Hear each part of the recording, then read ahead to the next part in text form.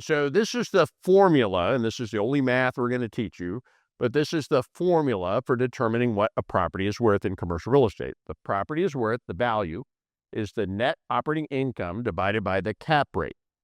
The net operating income, easiest way to think about that is all the incomes. Rents, late fees, parking fees, vending machines, all income from any source, minus all expenses.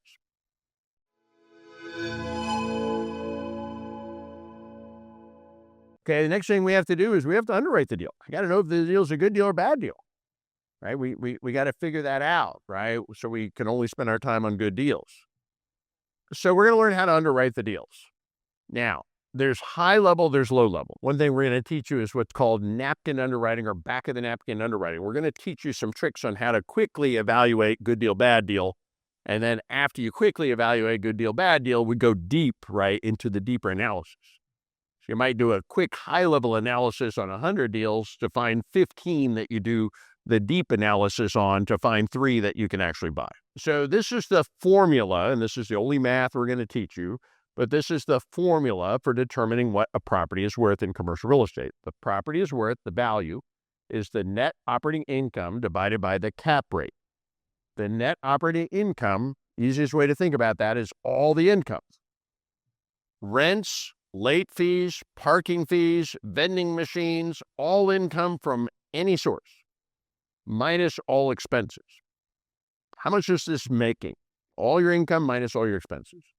Now, there's one expense that is excluded that doesn't count, and that is a mortgage payment, if there is a mortgage. Sometimes there is a mortgage, sometimes there's not a mortgage. But we don't include the mortgage as one of the expenses. And the reason we don't do that, obviously it matters, is because the value of a property is going to be the same whether or not you have it with a mortgage.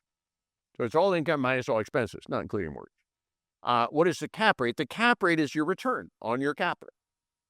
So, for example, if you bought a property for $1 million cash, you own it free and clear, and you paid $1 million cash, and all the income minus all of the expenses leaves you with $100,000 a year. What does that mean? It means you're making $100,000 a year from your $1 million cash. You're making 10% return on your cash. Well, that would be called a 10 cap rate property, right? So the cap rate is how much you would make your return on your cash if you bought a property for cash. Where do you get this information? We're going to teach you. In commercial real estate, when you buy a property, they have to give you a report. The seller provides you with a report. It's called a T12, trailing 12. The last 12 months of income and expenses. They give you a detailed breakdown because there's no way you can determine what a property is worth unless you know all the income and all the expenses. I want you to take that opportunity today for you to learn that as well, that you can change the trajectory of your financial right now, not tomorrow, not in 2000, God knows what, but you can change that right now by taking action. Click on the link in the comments below, and we're going to share all the information that we'll share with me that I am just in passing today because it did transform my life, and I want you to be able to transform your life as well. Yes, you wanted to have a boss, you love your career.